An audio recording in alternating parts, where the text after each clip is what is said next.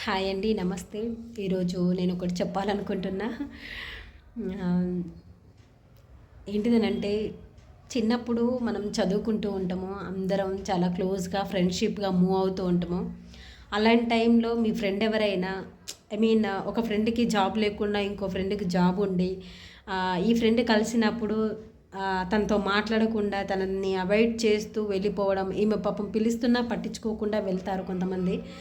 అలాంటివి మాత్రం ఎప్పటికీ చేయకండి. ఎందుకనంటే వాళ్ళకి ఆ చిన్నప్పుడు జరిగినవన్నీ గుర్తొస్తా ఉంటాయి.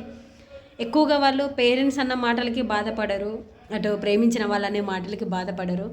అంత మింగిల్ అయిపోయిన ఫ్రెండ్‌షిప్‌లో ఇలాంటి తేడాలేమైనా వాళ్ళు లైఫ్‌లో చూస్తే చాలా బాధపడతారు.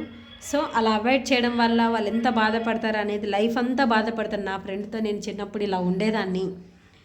ఇలా బాగా కలిసి వెళ్ళేవాళ్ళం, కలిసి తినేవాళ్ళము. అన్నిటి పరంగా చాలా అంటే చాలా హ్యాపీగా ఉండేవాళ్ళము.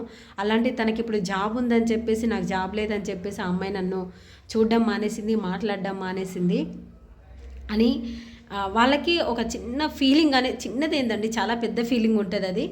అలాంటి పనులు మాత్రం ఎప్పటికీ చేయకండి. ఎందుకనంటే చెప్పలేము, మేబీ ఇప్పుడు నువ్వు మామూలుగా ప్రైవేట్ జాబ్ చేస్తున్నావు కావచ్చు. రేపొద్దున ఆమెకు గవర్నమెంట్ జాబ్ వస్తది కావచ్చు. ఎవరికేం తెలుసు? ఇలాంటివి ఏమీ మనసులో పెట్టుకోకుండా వచ్చిన ఫ్రెండ్స్‌ని గుర్తించి మరి వాళ్ళతో మాట్లాడితే వాళ్ళ సంతోషం వేరుంటది. వాళ్ళ హ్యాపీనెస్ వేరుంటది. ప్లీజ్, ఇది యాక్చువల్‌గా